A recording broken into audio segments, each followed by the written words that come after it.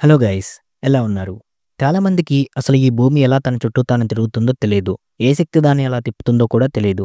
మరి భూమి తిరగడం ఆగిపోతే ఏమవుతుందో తెలుసా? అంతర్జాతీయ అంతరిక్ష కేంద్రంలో లైవ్ కెమెరాలు 24 గంటలు భూమిని చూపిస్తూనే ఉంటాయి. అందులో భూమి ఎలా ఎడమ వైపు నుంచి కుడివైపుకు తిరుగుతుందో గ్రహించవచ్చు.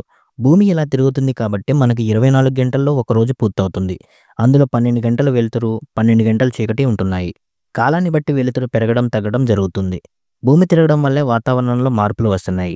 మరి సడన్‌గా ఈ భూమి తిరగడం ఆగిపోతే ఏమవుతుంది?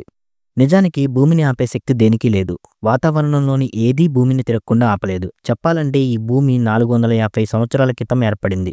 అప్పట్నుంచి తిరుగుతూనే ఉంది. విశ్వంలో వివిధ గ్రహాల మధ్య ఉండే ఆకర్షణ, వికర్షణ బలాలు, చందమామ ప్రభావం, సముద్ర అలలు ఇవన్నీ భూమిని గిరగిరా తిరిగేలా చేస్తున్నాయి.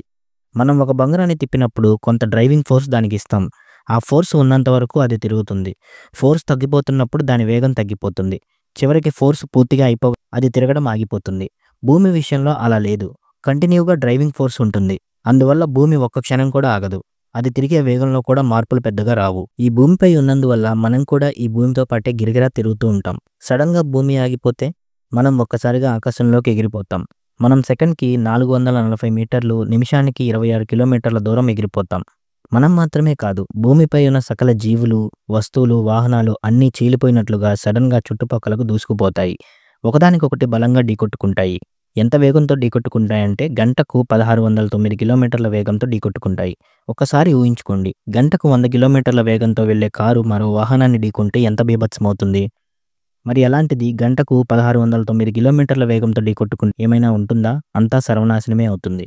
పర్వతాలపై మంచు, సముద్రాలపైన నీరు అన్నీ ఒక్కసారిగా ఆకాశంలోకి వెళ్ళి తిరిగి భూమిపై పడతాయి.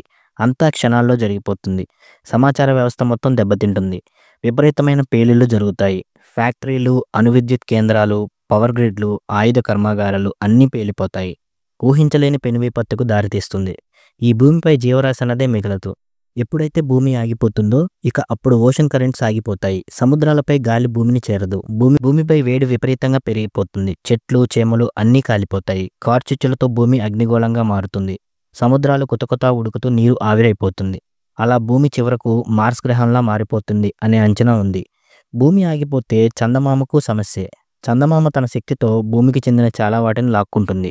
అవి చందమామపై పడి పేలిపోతాయి. అక్కడ కూడా పెను వినాశనం జరగగలదు. భూమి ఆగిపోతే ఈ విపత్తులన్నీ కొన్ని రోజుల్లోనే జరుగుతాయని శాస్త్రవేత్తలు అంచనా వేస్తున్నారు. అదృష్టం ఏమిటంటే ఇలా ఇప్పట్లో జరగదు. మరో 450 కోట్ల సంవత్సరాల వరకు ఈ సమస్య రాదని చెప్తున్నారు. నా ఈ వీడియో కనుక మీకు నచ్చినట్లయితే లైక్ చేయండి, కమెంట్ చేయండి, షేర్ చేయండి, సబ్స్క్రైబ్ చేయండి. పక్కనే ఉన్న బెల్ ఐకాన్ కూడా క్లిక్ చేయండి. Thank you for watching my video.